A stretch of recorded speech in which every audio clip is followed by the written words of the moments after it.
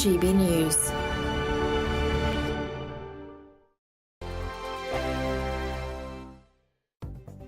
The latest GB News travel. Good evening, I'm Johnny Ratner. Major problems in Greater Manchester continue for the M6. The motorway has been closed for the best part of the afternoon between 27 and 28. The Standish Leyland turn off after a lorry overturned at around 2:20. Recovery works underway with long queues and also through surrounding routes through Buckshaw Village and Standish as you divert. Heading into London, the A20 is blocked through Lewisham to South East London. Investigation work's been underway since 1 o'clock following an accident off Algernon Road. On the M3 in Hampshire, long northbound queues 12 to 11 towards Winchester following an earlier collision. The inside lanes closed past the scene. The M49 remains shut northwest of Bristol between the M5 and the M4 interchange following a multi-vehicle collision. And if you're heading towards Belfast, the A12 is down to a single lane from the M1 following an accident. That's the latest. You can stay up to date throughout the day by visiting our website, gbnews.com. Every Saturday, 10 till 12, we'll bring you all of the news that you need to know. We'll also remind you that there is so much to smile about. It's my favourite time of the week. I get to relax, enjoy some light-hearted stories, and let Ellie teach me about fashion too. That's Saturday Morning Live, every Saturday, 10 till 12. Only on GB News, Britain's news channel. If you want your news to be straight talking, this is a nightmare for the Conservatives again. down to earth, It's not just Nottingham where this is happening, is it? and most importantly, honest, Hard-working, middle-class taxpayers, they'll get their book thrown at them. then catch me, Martin Daubney, Monday to Friday, 3 till 6 p.m. on GB News, Britain's news channel. Join me, Neil Oliver, every Sunday night at 6 p.m. on GB News. And if an hour is not nearly enough for you, go to gbnews.com for special extended episodes online every Friday at 9 p.m, where we can truly get into the nitty-gritty of what's going on. GB News, Britain's news channel. Join me, Camilla Tominey, for a frank and honest discussion with those in power that cuts through the spin and gets to the heart of the issues shaping our nation. You haven't confirmed that you want to stand as leader, but you haven't ruled it out either. This report basically says that he's not fit to stand trial. Is he indecisive? Incompetent? I deliver the dose of reality Westminster needs. That's the Camilla Tominey Show at 9:30 every Sunday on GB News, the People's Channel, Britain's news channel. Welcome to State of the Nation, daily plunge into the stories shaping our country. I'm Jacob Rees-Mogg, and Monday to Thursday we bring you the insights, the facts, the truth about how our country is being governed. Because what happens in Downing Street matters down your street. Tune in to State of the Nation every Monday to Thursday, 8 to 9 o'clock. Only on GB News, the People's Channel, Britain's news channel.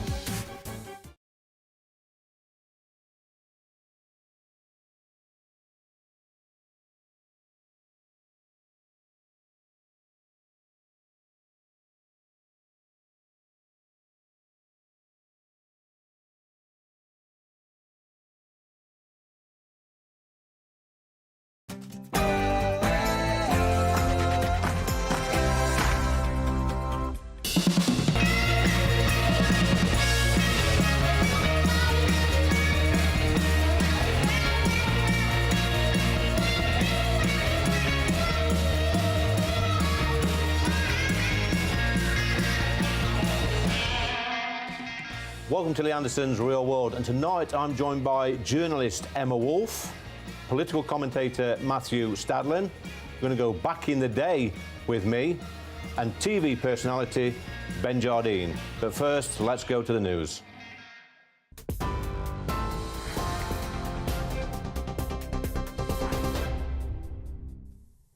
Good evening, I'm Sophia Wensler with your headlines at 7 o'clock.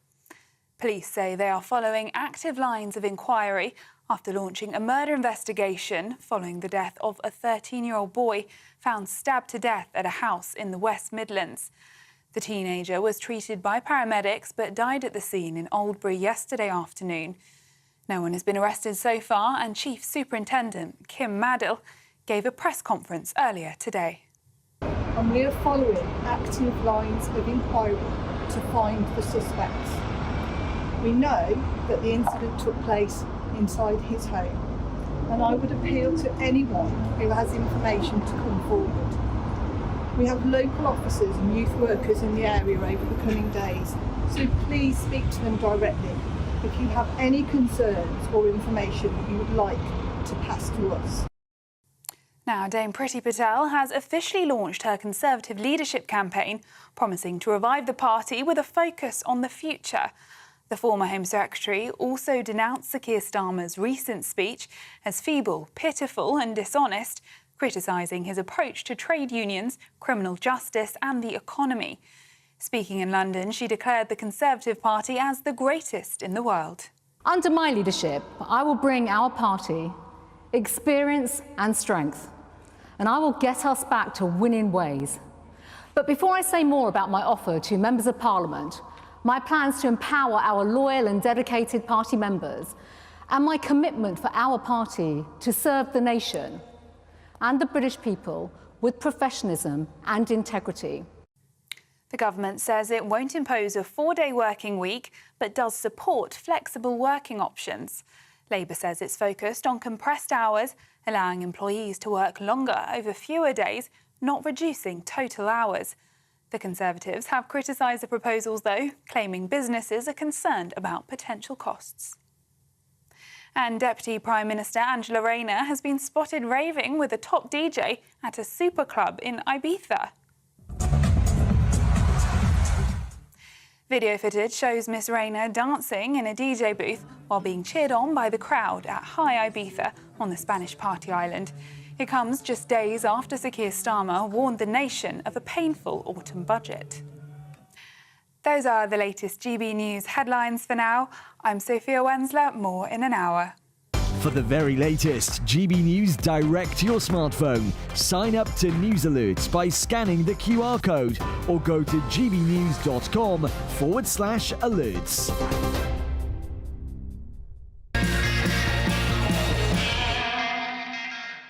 Welcome to Lee Anderson's Real World. I am Lee Anderson, the Reform UK Member of Parliament for Ashfield. And joining me tonight, we've got journalist Emma Wolfe, and he's back. He's back, Matthew Stadlen. He's a big favourite on this show. I'm a glutton for punishment. I think he's just desperate for the cash, mate, to be honest with you. He's our left in the corner again this week. But look, we've got a Home Secretary who appears to be coming down tough on illegal immigration, even though the numbers are up. We know they're up and they're going to get higher and higher and higher. And she's stated recently that she's going to deport thousands and thousands of illegal migrants, yet she cannot tell anybody, Matthew, where these illegal migrants who come from countries like Afghanistan are going to be deported to. Are we should we be taking it seriously?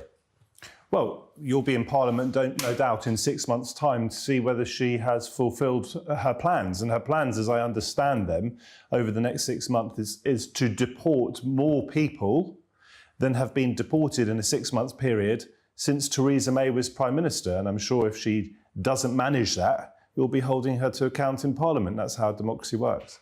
Emma?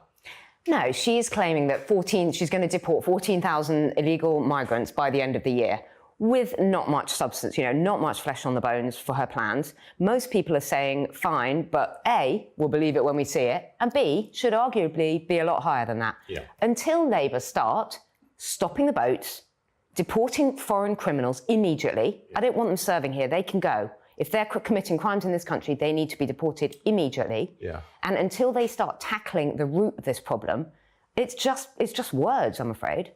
It's all well and good, Matthew, Yvette Cooper sending the authorities into nail bars and kebab shops and wherever, that illegal migrants may be working. These could be overstayers or people who's come on a visa who's just decided for whatever reason not to go back. It's all well and good, going for low-hanging fruit, which some of these people are. But what about the real problem is the illegal migrants, undocumented migrants coming over on boats. And I've said it till I'm blue in the face, just pick them up and send them back the same day to France. If we did that, they would stop coming. I think, Lee, that there were few people in this country who were keener for that to happen than your old boss, Rishi Sunak, who not that long ago appointed you as Deputy Chairman of the ruling Tory party. He was desperate to stop the boats, Rishi Sunak. In fact, he said he was going to stop the boats, didn't he? And he failed to do so. And I think the reason he failed to do so is because it is much easier than you guys in Reform would like to suggest it is. I think if you found yourselves in government, I don't think you'd be doing anything different because the French wouldn't put up with it. And my understanding is it requires the cooperation of the French to make that work. No, it doesn't. I'm going to come back to you. It doesn't. It requires a government with a backbone, with a political spine to say, we're not having this. We're not having thousands of undocumented young men coming into our country. Some of these are going to commit horrific crimes. This is a great country. And we've always prided ourselves on having, you know, border security, a great navy. We should pick these people up in the Channel, rescue them like we did a few weeks ago, and take them back to France. We can't do that. We can't do it without the French saying so. We can do it. There are a couple of other things we need to do. We need to make borders mean borders. Yeah. We need to tighten up our borders. If we are not letting people in, we are not letting people in. We also need to end this farce of endless appeals. Every time an asylum, and we've seen it in some really awful cases, you know, in criminal cases. When an asylum seeker is found not to have a case, they need to be deported. Until then, Lee, we are going to continue to see numbers rise and rise and rise. Maybe they dip on a day like a stormy day like today. But actually, most of the time, numbers are going up and up and up. At that point, we are ending up in this situation where our country is under unsustainable pressure. This isn't about being racist. This is not about being xenophobic. I don't want to push anyone away who genuinely needs help. But our country, look at our communities, look at community cohesion. It's completely falling apart. Our public services are creaking at the seams. Unsustainable pressure. And the fact is, we've tried it. Uncontrolled immigration has not worked. This language failed is really experiment. unhelpful, Emma, to say that our communities are completely falling apart. I don't know where you... We've got riots on the street, Matthew. Yeah, because we have far-right criminals. On the street. We have far-right criminals behaving in totally unacceptable and criminal ways. That doesn't mean our communities are falling apart. That's It depends where you live, though, Matthew. Matthew, it's fine. Lee, he lives in a leafy area of West London. I live in a very nice area of London, but I happen to know around the country, Matthew, if you get out and about, around the country, people are struggling. They do not recognise their communities anymore. And they're not struggling They are not because of able to immigrants. get doctor's appointments or school places. Let me come back on this, okay? There's various points. I live in not just London, but in Notting Hill, where there is definitely some wealth, but there's a huge amount of inequality, and it is one of the most diverse boroughs you could find anywhere in the world. Well done. Let me finish. I can tell you that our community... We'd all like to live in Notting Hill. Notting Hill, I'd love to live there. My street is half social housing and half owned housing. It is very diverse, whichever way you look.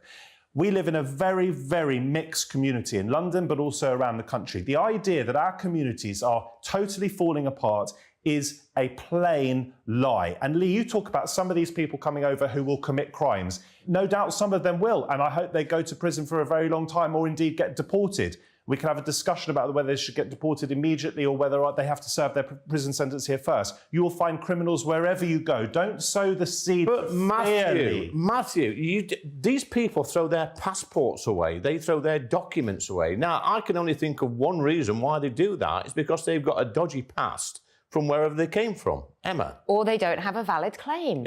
And that's the thing. We are such a welcoming country. Britain is absolutely... I live in a very diverse part of sort of the other side of London, fortunately, to Matthew. But we're both lucky. We live in London, but yes... I'm talking about around the country. I'm talking about the fact that people are literally not able to get doctor's appointments, school places, all of that kind of thing. The transport is crumbling. It hasn't worked. We are a welcoming country. Britain is made up of people of all skin colours and races and faiths and that backgrounds, and that's wonderful. We should celebrate that. Matthew, the problem is, guys, I mean... But we can only take... Listen, you pair live in London. I mean, I'm only here 3 or 4 days a week. I live in Ashfield, and which I class as the real world. And there's places like Ashfield all over the country. And it's a different country to London. It's a completely demographics. And we see what's happening. We've seen the problems that mass immigration has brought. And this has not happened gradually, Matthew. This is a multicultural city in London. It's not where we are, but it's sort of been forced on us very, very quickly. And we're not racist, we're not bigoted, we just happen to want things slowly. What percentage of your community, then, is not born in Britain, in Ashfield? I wouldn't know, but Ashfield's probably... What's your constituency? It's 96, 97% white British. So it hasn't been forced on you then, Lee, has it? No, but what it does... Of course it hasn't. That's nonsense. Let's talk some common sense, not nonsense like you're speaking at the moment, because the borders don't stop in Ashfield. If the population of Great Britain increases by 10 million over 20 years, obviously we're seeing people now from other parts of the country, in London, people moving into Ashfield because they can't afford the rents, the mortgages, and the cost of living in London. They're coming up to places like Ashfield, Nottinghamshire, Derbyshire, Yorkshire, just to get a cheaper house and to live more comfortably. Yeah, and I have friends down on the south coast, and it's a poor part of Kent, and they have an old people, and this is just anecdotal, but it's valid. They're British. They have an old people's home that's been closed down to make an asylum centre. And that those people don't particularly want to be down on the south coast. They probably want to come to London. They're probably economic migrants. They want to come here for a better life.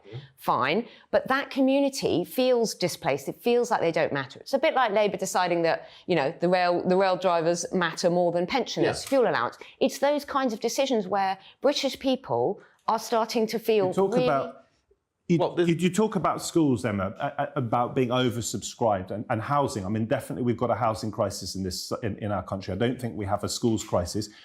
The people who are caring for our elderly, in many cases, are first-generation immigrants. And unless we get British people to sign up to do those jobs, and by the way, that involves paying them properly, that will continue to be the case. Let's blame immigrants. Immigrants are keeping us afloat. Our NHS, after 14 years, after 14 years of Tory rule, our NHS is on its knees. It would be in an even worse state if we were not being helped by Nobody's blaming Matthew, I am not blaming immigrants, and I would absolutely agree with you that carers who do the hardest job in the world, and teachers and early years educators, should be paid a decent wage. It's a scandal in this country that they're on minimum wage when footballers are on hundreds of thousands a week. But the fact is, uncontrolled immigration to this country that we have seen over the past decade or so... What do you mean by uncontrolled? People flooding in. It has not worked. Sorry, what do you mean by demonstrably uncontrolled? has not worked. I'm telling you, if we hadn't had the immigration that we had, because we haven't been upskilling people born in this country, and because there is an unwillingness amongst some to do the sorts of jobs we're talking about, we've needed immigration. That doesn't mean that we don't need to fix problems where they arise. We do. Lee, final question to you. You say just send them back to France, right? The French won't allow it. Do you want to go to war with the French? Listen. Do you want to have the Henry VIII days all ago? This might be alien to you, but I want our government and our country to have a backbone and say enough. So go to war with France? Enough is enough. Here's a boatload we've just picked up, you're having them back. Because I don't want murderers and rapists and criminals coming into this country on boats. We're not allowed in their waters without permission. Matthew, they travelled through France, Matthew. Grow a spine. Grow a spine. I've got a big spine, Lee. I've come here into the lion's den because I want to have healthy democratic debate. Grow a spine. You can't send them back to France without the French saying on a daily basis, and we need to stick up for ourselves. We're not being invaded. How many millions or billions have we given to France? They have travelled through Europe to get to our shores. Yes, you grow a spine. You think we're being invaded by people on rubber dinghies? My grandfather, who fought the Nazis, he'd be laughing at us right now. The idea that we're being invaded by rubber dinghies. It's insulting to our ancestors. He'd probably be laughing at you, Matthew, to be honest with you. And my granddad fought the Nazis. And my father fought in the Second World War.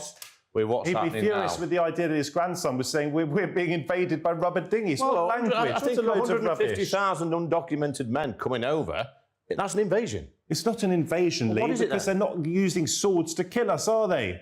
It's got nothing to do with swords. Our borders are a farce. Our border force simply do not mean borders anymore. More common sense there from Emma Wolf, and thank you, our left in the corner, Matthew Stadlen. But anyway, coming up next, we're going back in the day with me.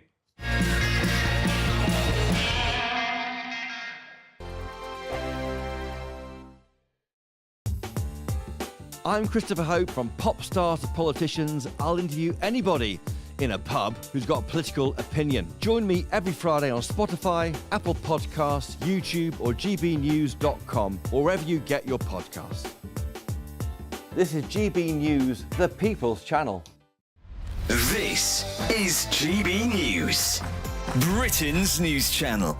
EasyJet is launching a new recruitment drive focused on attracting cabin crew members over 50 and those even considering retirement. Well, the initiative is called Returnships and is inspired by research that suggests that 75% of people over 50 years old believe that now is the ideal time to embark on a new career. Joining us now to discuss what it takes to embark on a second career as cabin crew is Helen Williams. Good morning, Helen. Hi, good morning, Helen. Welcome. Just touching down in our studio. It is. I've had a few days off and now I'm here. So you are now cabin crew. I am. What inspired you to get into it? What did you do before? How did it all come around? Oh, so when I graduated, I took an office job with my grad scheme, and that job lasted 6 months, and I started working for a European carrier. I did just over 5 years at that European carrier and had an absolutely fabulous time. I then went on to a wet lease operation with an Irish carrier and another mainline UK carrier. I then decided to have time out. I had a business, I had a family, I had children, and last autumn I decided, why not? Let's go back and do it all again. So returning to that European carrier that I'd worked at when I was in my early 20s. And what is that like for you now, returning that bit older, having that life experience, having your children? Do you think that's been a benefit to you? It's absolutely been a benefit. I mean, the amount of parents that thank me for helping me with their small children when they're crying on a flight. I am that person now. When you went back for a second time, did you notice more sort of older people amongst your sort of colleagues? I did. So when I returned onto my initial course in March of this year, just over half the course were over the age of 30. Wow. Which was absolutely phenomenal. And I was expecting to return and be with a lot of younger, 18, 19, 24. I was expecting to be that dinosaur. And that first day of training, to find out that I wasn't the dinosaur, you have no idea how exciting that was.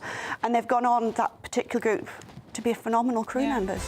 GB News, the People's Channel. Weekdays on GB News. Wake up to breakfast every day from 6 a.m. Followed by Britain's newsroom at 9:30. At noon, it's Good Afternoon Britain. Followed by Martin Daubney from 3 p.m. Only on GB News, the People's Channel, Britain's news channel. Join me, Nana Akwe, for an informative, interactive news programme with a difference. It's fun. No, he didn't say that, Dave.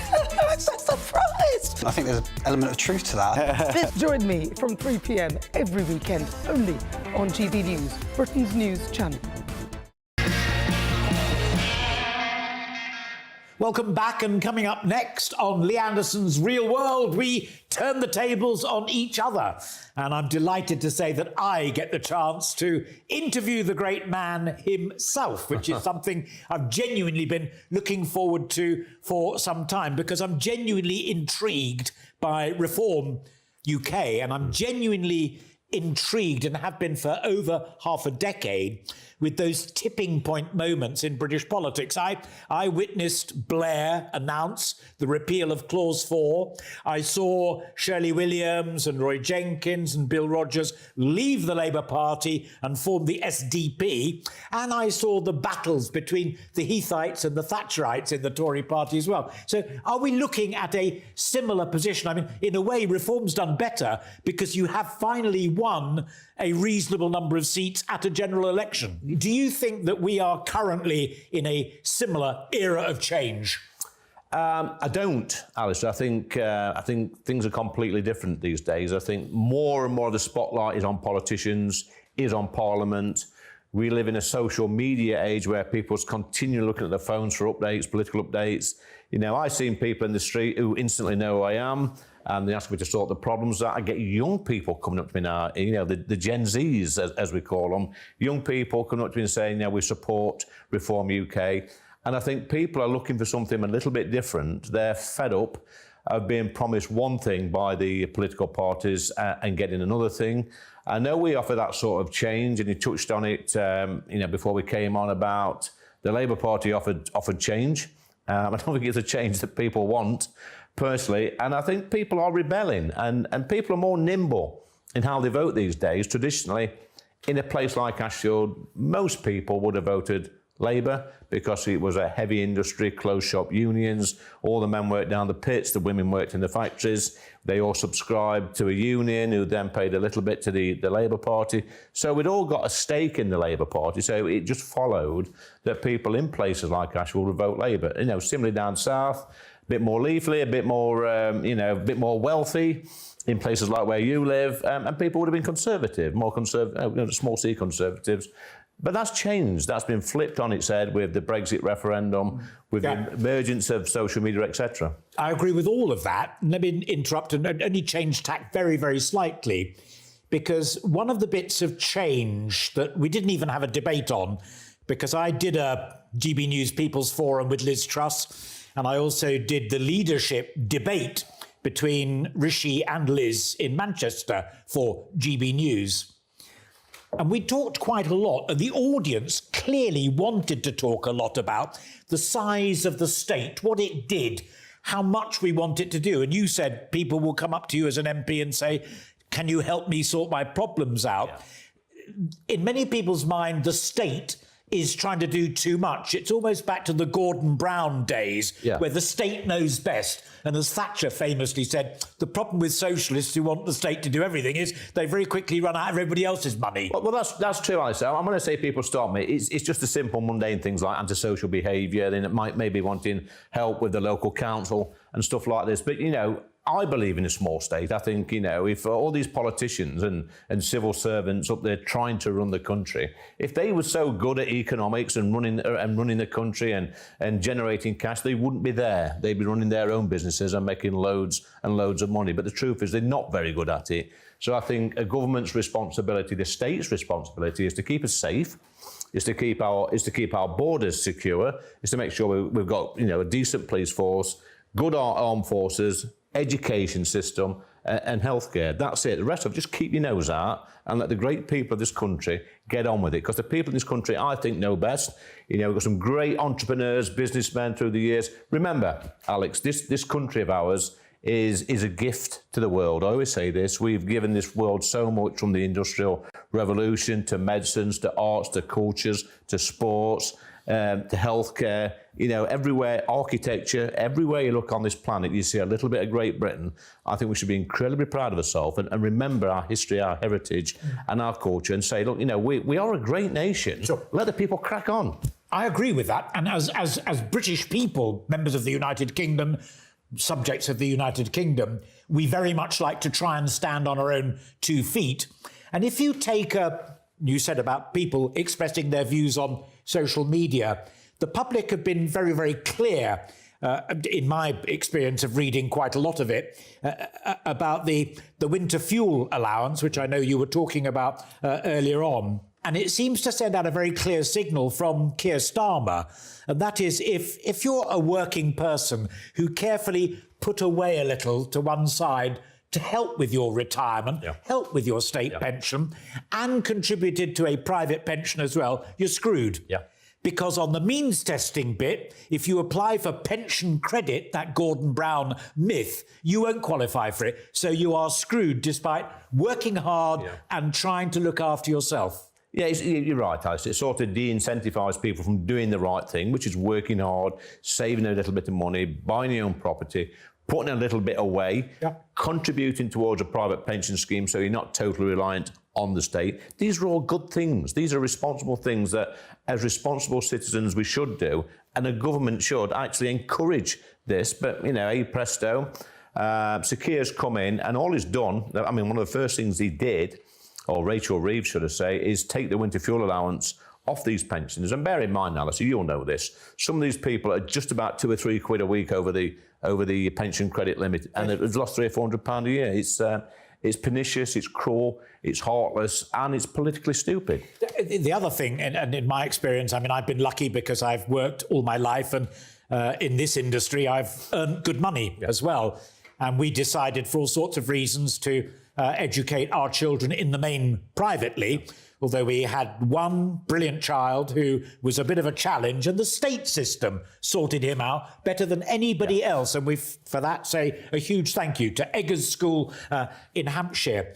But if you now want to use your own hard-earned money to send your children to a private school, maybe get a better teacher-pupil ratio, better library, whatever it might be, this new government is going to hit you with VAT, saying, "Oh, it's just it's a tax seeking equality. Yeah, and you're right, Alistair, because, you know, it's not just rich, famous, multi-millionaires that send their children to private school. When I left school, I went to work down the coal mine, and I worked down the pit for many, many years. And some of them men that I worked with would work 6-7 days a week, 12-hour shifts to earn a bit more money to send their children to a private school. Not really expensive private school. Nope. They just wanted the very best for their children. What's wrong with that? And I've had a few contact me just a few weeks ago who are in normal jobs saying they've got to take their kids out of private school now because they can't afford the increase. That school, by the way, might now close because it's just normal people sending the kids to school there. And those kids will form an orderly queue outside the state school. And put more pressure on the state system, and nobody wins. It's the politics of envy. I said at the very beginning I'd been looking forward to it for ages. I thoroughly enjoyed it. I'd love to do it again sometime for a little bit longer. But for now, Lee Anderson, that is it, because coming up next, it's Right v Left.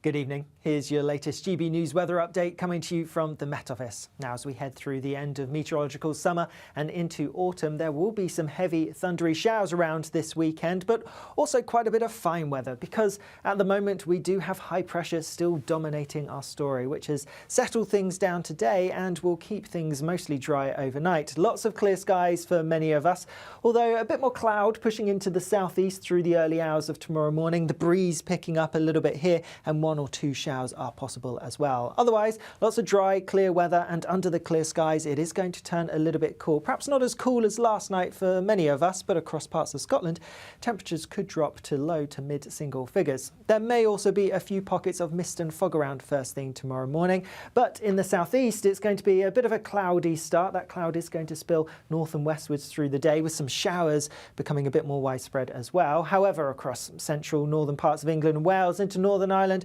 and Scotland, apart from any isolated mist or fog patches, which should clear away pretty quickly, it is going to be a fine and sunny start to the day. Lots more sunshine to come as we go through the day tomorrow as well, especially across the northern 2/3 of the UK. Further south, that cloud is going to become a bit more widespread, and do watch out for some showers, and they could turn heavy, possibly thundery, most likely towards southern counties of England. With some decent sunshine, it is again going to feel pretty warm. Temperatures generally in the high teens or low 20s, possibly reaching around 24 or 25 Celsius towards the south. Looking ahead to Sunday, and there will again be some thundery showers around, most likely down the eastern side of the UK, but they could push a little bit further westwards into more central areas at times, and these could be heavy enough to cause some localised impacts, so do take care. Otherwise, some more wet, unsettled weather to come as we go through the beginning of next week. Whatever your plans this weekend, I hope you have a great one.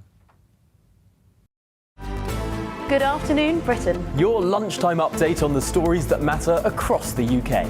From breaking news and insightful analysis, inspiring stories and lively debates. You're comparing yourself to a former Prime Minister. Which is it? Stay informed, stay updated, stay entertained. I just don't know how anyone would not want to be there. Every weekday from midday. We are Good Afternoon Britain, only on GB News. Britain's news channel. Welcome to State of the Nation, daily plunge into the stories shaping our country. I'm Jacob Rees-Mogg, and Monday to Thursday we bring you the insights, the facts, the truth about how our country is being governed. Because what happens in Downing Street matters down your street. Tune in to State of the Nation every Monday to Thursday, 8 to 9 o'clock. Only on GB News, the People's Channel, Britain's news channel.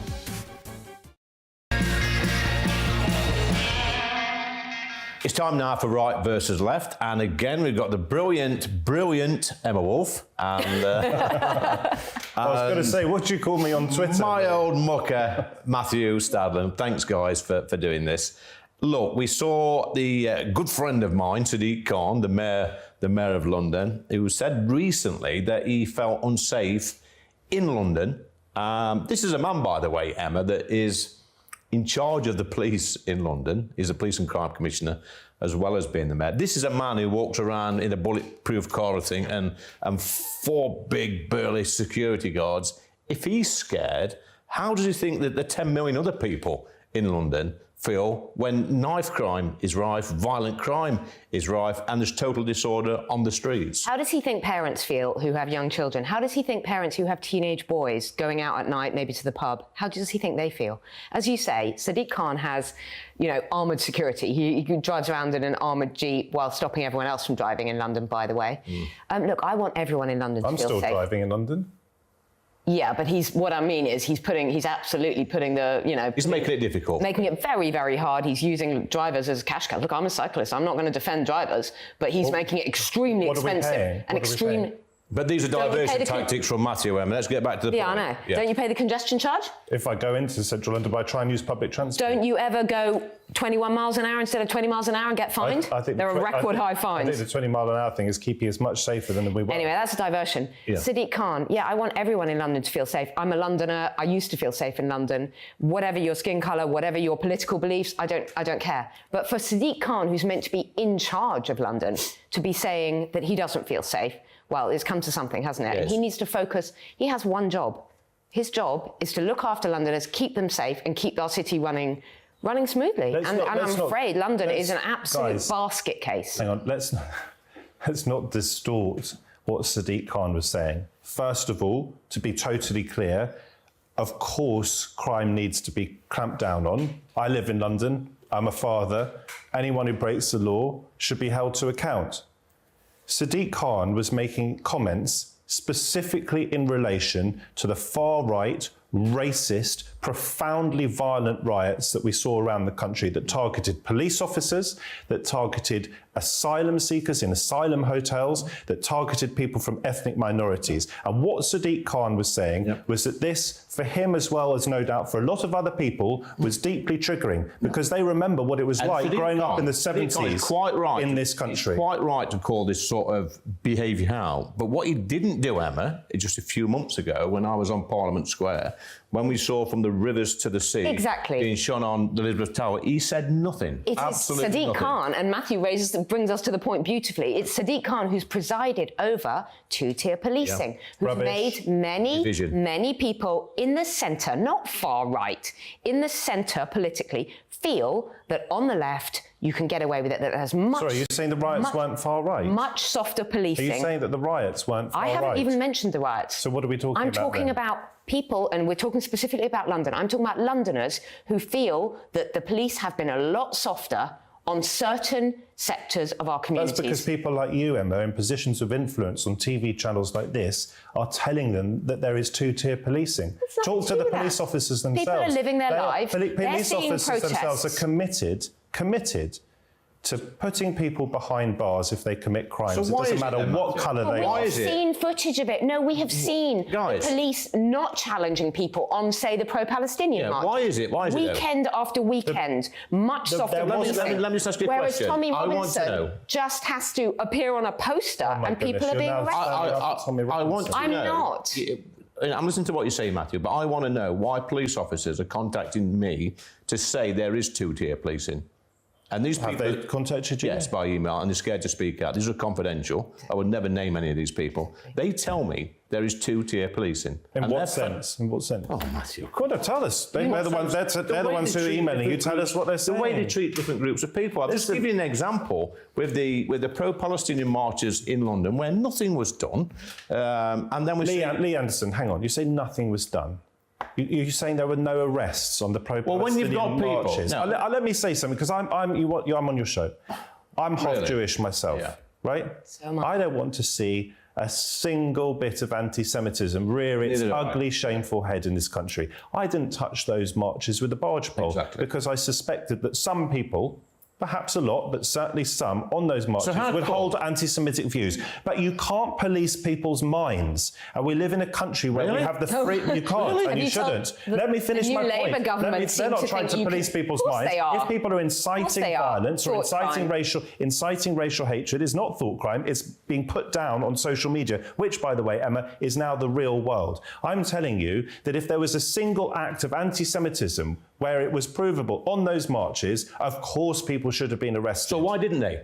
Are you saying there were no arrests on those marches? Martin Daubney of GB News was there on Parliament Square when they were shining from the river to the sea on a projector, and he said to the police officers, please arrest these people, this is illegal. And they didn't.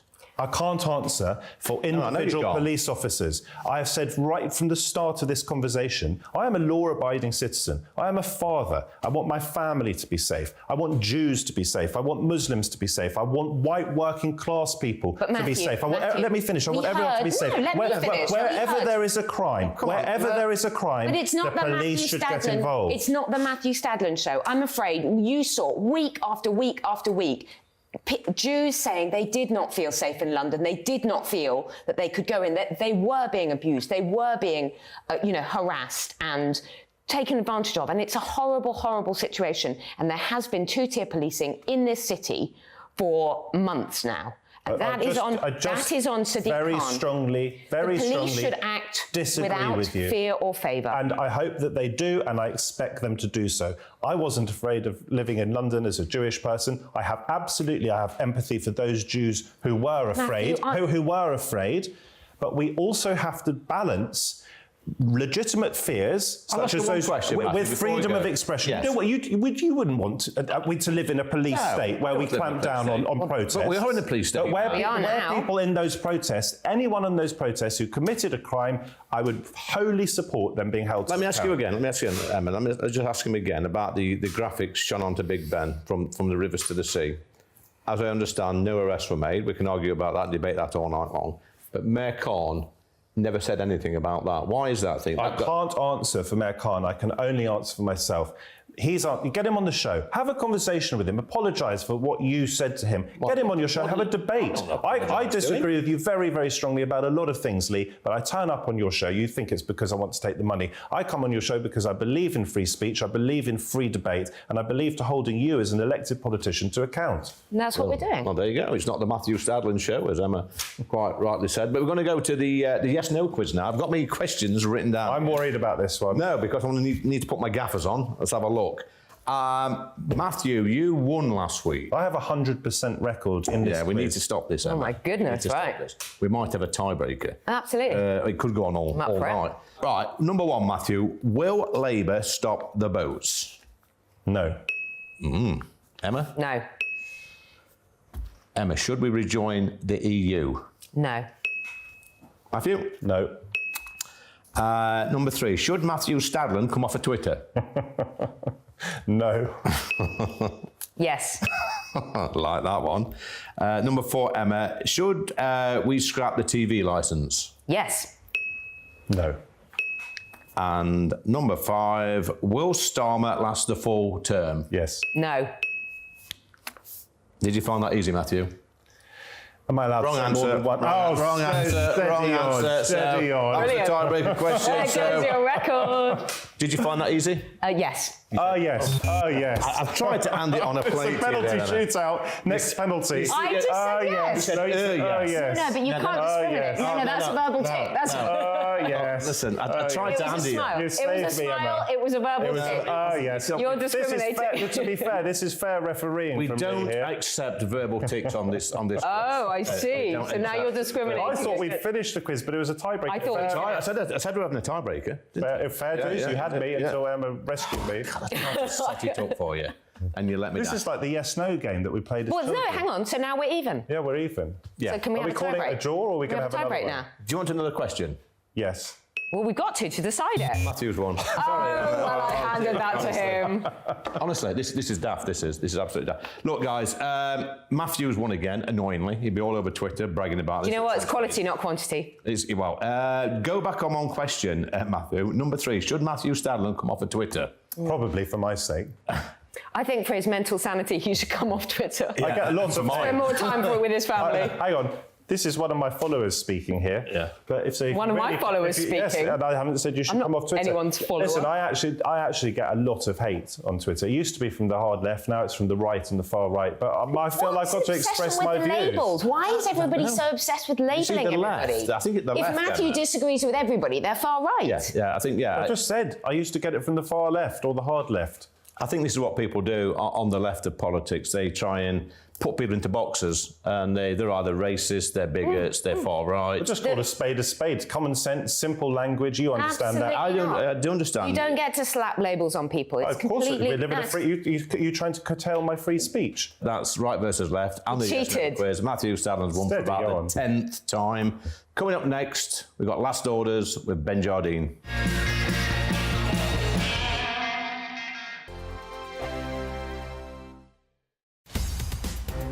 In the GB Newsroom, we bring you the news as it happens. With our team of dedicated journalists across the UK. We're ready to keep you up to date with what's happening every half an hour, every single day. Bulletins here on GB News. The People's Channel. Britain's news channel. Sir Jacob Rees-Mogg's State of the Nation, Monday to Thursday from 8 p.m. The court on Wednesday ruled that a teenager was wrongly ignored before being forced into end-of-life care. Sudiksha Thirumalesh, who was 19, died last year after being prevented from travelling abroad for treatment after doctors said her condition was incurable. Doctors said Ms. Thirumalesh's objection to their decision was unreasonable and that she should have all life-sustaining treatment ended and be put on a palliative care pathway. Last August, a ruling said that the teenager lacked mental capacity to make her own decisions, but 3 judges in the Court of Appeal overturned that decision last week. Lawyers said the move reaffirms the right of patients to disagree with their doctors. The teenager remained fully conscious while being treated by the University Hospitals Birmingham NHS Foundation Trust. Well, to discuss this tragic case, Sudiksha's father, Thirumalesh, and brother Varshan join me now. Thank you so much for joining me in these desperately sad circumstances. This is very important for other people who may find themselves in a similar position, that they will be able to make decisions about their own care with the support of their families, rather than there's sometimes arrogance of the medical profession who think that they know best. So you must be, I hope, very reassured by this judgment that Sudiksha has achieved something for other people. Yes, definitely, because this arrogance transformed into cruelty towards my sister's care and ill treatment of the whole family. They think they are on the top of the hierarchical spectrum, and they treated us like we were on the bottom of the lower end of the chains, or rather as low class, but we ensured that our class remained. GB News, the People's Channel. Join me, Neil Oliver, every Sunday night at 6 p.m. on GB News. And if an hour is not nearly enough for you, go to gbnews.com for special extended episodes online every Friday at 9 p.m, where we can truly get into the nitty-gritty of what's going on. GB News, Britain's news channel. Every Saturday, 10 till 12, we'll bring you all of the news that you need to know. We'll also remind you that there is so much to smile about. It's my favourite time of the week. I get to relax, enjoy some light-hearted stories, and let Ellie teach me about fashion too. That's Saturday Morning Live, every Saturday, 10 till 12. Only on GB News, Britain's news channel.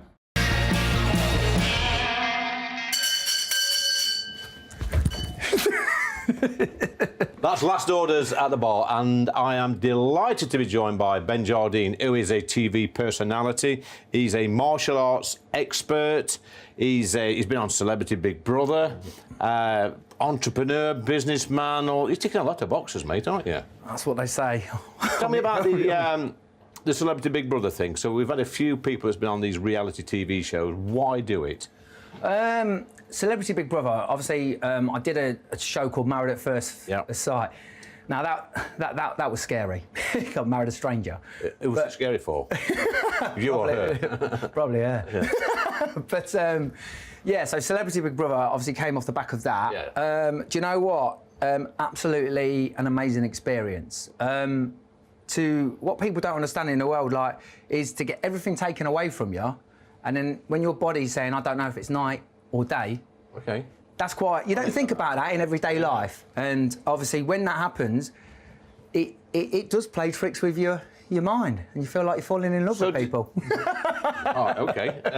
So when you're in this Big Brother house, do you think that people act differently to what they do in normal life? Are some people putting a show on or playing to the cameras, or Are they just being themselves? I think the group I was very blessed to be with an amazing group of people. Kirstie Alley, bless her, may she rest in peace, and some amazing people. Yeah. And I've met some really good friends out of it, like Dan, Jermaine. You know, met some really lovely people. Sally Morgan, the psychic. Yeah. But again, what that show will do, it will eventually, everyone wears a face. We wear a face every day, don't we? Yeah. But eventually, that face drops because when you don't know if it's night or day. Yeah. The real person will come out, and you're hungry. So they take food away from you, everything. We spoke earlier, Ben, about doing a bit of boxing. Yep. Your martial arts, you keep yourself fit. And, yep. I mean, you're getting on a bit. You're not as old as me yet, but you're still out there in the ring training. It must be a tough regime. Why are you doing it? Why are you fighting at your age? Absolutely, great question. I tell you what, mental health is very big for me, and I do like to promote that. Good. And I think. I do, you know, I have got a voice, and I want to use that voice in the right positive way. Yeah. So, boxing, I'm a professional Muay Thai fighter originally. Obviously went into boxing off the back of Big Brother. Yeah. I've had to learn that trade. You can play rugby, you can play football, but you don't play boxing. Yeah. So I've gone away and I've learned that trade. Yeah. But I tell you one thing: doing the training, the regime, the structure. It sorts this out. So, I mean, you talk about mental health, which is something I'm heavily involved in. Male suicide is the biggest killer of men under 50 in this country. It's like, it's a plague, it's epidemic levels. And I think, you know, what you say is quite right, because men tend not to talk about the mental health problems. They sort of bottle it up. Yeah. They've got to, you know, women do talk about it a little bit more. You know, 70% of suicides all men in this country, and it's touched me and my community many times over the past few years. A good friend of mine lost his son, only 30 years old, big, good-looking lad, Sean, bless him. You know, got no debt, no problems. He's one of them sort of, bit like you, Ben. He'd walk into the room and he'd light the room up, and all the women would look at him and think, oh, he's nice. And, you know, that sort of bloke who everybody wanted to be a friend with. And on one particular night, he just went home and he did it. And it's devastated our community. And it devastates, obviously, his parents. And we're raising money now for male suicide, and we've got this awareness group set up, and we're helping men with the mental health. But sport is a great outlet for that, isn't it? Yeah, so basically, exactly what you said to me. Like, I feel like, you know, why have you doing a boxing? Why are you doing this?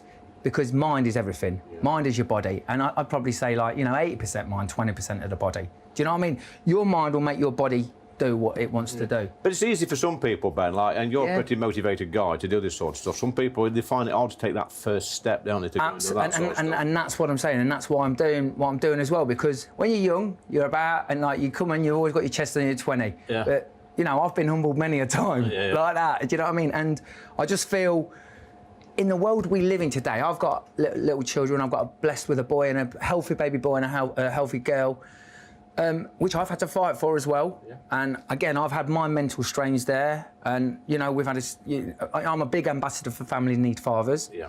And I've needed that. I've needed that outlet. And that's helped me. And that's my personal journey. Yeah. And if I can promote that to other people, the hardest thing in the world is getting out of that bed. The hardest thing in the world is getting to that gym. But I tell you what, once you're in that gym, you're a different person. So you say you've been on a journey there, Ben. You've been on a pretty amazing journey, really. But, you know, you're still boxing, aged 40.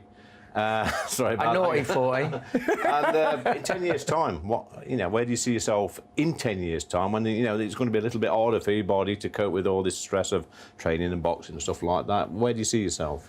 Well, George Foreman said that. He won the world title at 50. He did, yeah. Bernard Hopkins said that. Yeah. He won the world title at 50. Yeah. But, no, listen, what I've learned in life, and I've done this through my journey over the last 5 years, my life has changed through reality TV, through professional boxing, through fighting for my little baby girl. I look at life a bit differently.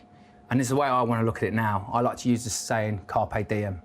Look after the day, and let tomorrow look after itself. Do you ever wake up one morning and pinch yourself and think, how did I get here? You know, you got a successful life, I don't think you want for much, you're doing all right. And you think, you know, probably was you a nuisance at school? I'm detecting that, actually. I'm sort of vibes that, you know, a little bit. Yeah, some of these people that I went to school with that weren't. School? What's that? They weren't always the best behaved people at school, but they seem to have done pretty well. No, that was from looking at wars. Yeah. You know, getting sent out looking at wars for the lesson. Yeah. What did you learn today, Ben? I don't know if I like that colour or not. Yeah. So, I mean, I am a big believer that, you know, some kids in school, we should take them out at 13, 14, 15 and give them something to do, like, you know, with their hands or sports or whatever, because it's not for everybody, is it, man? No, and again, and this is what I like to promote as well through, like, it's, again, I'm now a father of 2. Yeah. I want to promote that. I want to say, right, I say to my little girl, I says, she comes boxing with me. My little girl sits in and she goes, Daddy, can I have a go? And again, what's the problem with it? She's learning self-defense, she's learning discipline. I'm a black belt in martial arts. Do you know what martial arts taught me? Discipline. Discipline. Discipline is everything. Do you know what school taught me? How to miss a bus, how to... Do you know? But again, I'm not... Listen, the school system, it's an amazing system, but people are each to their own. Well, let's put that to bed. We're going to pull a pint now and see if we can come back and prove to Sienna that actually all is not lost. You ain't set this up here. No, pint of Foster's. Pint of Foster's, the amber nectar. You've got 30 seconds Big to pour the perfect... 30 seconds? To pour the perfect pint, Ben. Do you want me to put shamrock on it? You can... Go on, then. Right, you hold it down here, hold it here. It's got the angle right. Right, angle's right. I learnt this. Have you poured a pint before? Not like this by the look of it. Go on, it's all right. Keep going. Do you like flakes? So obviously, no. So obviously, when you're training to fight, you don't want to be drinking beer, are you? No, I have to give everything up, and I know how much. But beer puts 2.5 kilos on me. How sad is that? What? In how long? How long does that take to put? That's a night. No, I'm joking. No, I'm only joking. No. Had you been drinking when you took part in that race? Let's 30 say, seconds. yeah, 30 seconds, mate. So is it 30 seconds? You've got to be a bit quicker. You've got to be a bit quicker. Oh, come on. All right, how many more seconds Adam have we Brooks got? can do this in about 5 seconds. Yeah. Yeah. I could do a lot in 5 seconds. There you go. Plonk it on the bar, please. Look, through all your successes in life, mate, that's amateur, isn't it? Pretty poor. That is amateur. Let's hope that when this programme goes out, your Sienna's not watching it, because that is... I'm going to give you like 2 out of 10 for that. Yeah. Well, thank you for giving me something. Well, yeah, I'd like to give you a flake with it. It's going to settle. It's going to settle. That will settle. It will settle, and probably in about a week's time. Oh, it's coming up though. Look, it's a slow burner. That's what everyone anyway, says. you're obviously a social media influencer as well, and there'll be a lot of young men looking at you, thinking, "I want to be like him." Any advice? Do you know what? If you have got that outlet or that voice, use it in a positive way. I'm doing a film. I'm doing a film called Eating with a eating disorder. Yes. A day with an eating disorder. Yeah. I'm doing that for charity. I'm an ambassador of Family Needs Fathers. My fight in the 5th of October, your call, please come and join me. A proportion of all my tickets are going to breast cancer and Family Needs Fathers. Well and obviously, use your voice as an outlet to help others. And I say that as a father of 2. You know, I've been given some amazing opportunities, but I've learned that, and I've had some dark times, like you say, but use it the right way. So I know it's the hardest thing in the world, but get up, get out of bed, get yourself down the gym, because you'll walk out a different person. Exactly, mate. That's been absolutely brilliant. No, but pleasure. That's Pleasure Ben Jardine with a dodgy pint. It's gone up, though. Thank you for watching Lee Anderson's Real World. Been another great show with some great guests. But coming up next, we've got Friday Night Live. Cheers, Lee. Big show coming up, including this. Sorry to bother you. Have you got 2 minutes for a quick chat? We just want to know if the government are doing enough to help you and get accommodation. I went down to one of London's busiest home encampments. Check out what happened in a minute. See you there. That warm feeling inside from Boxed Boilers, sponsors of weather on GB News. Good evening. Here's your latest GB News weather update coming to you from the Met Office. Now, as we head through the end of meteorological summer and into autumn, there will be some heavy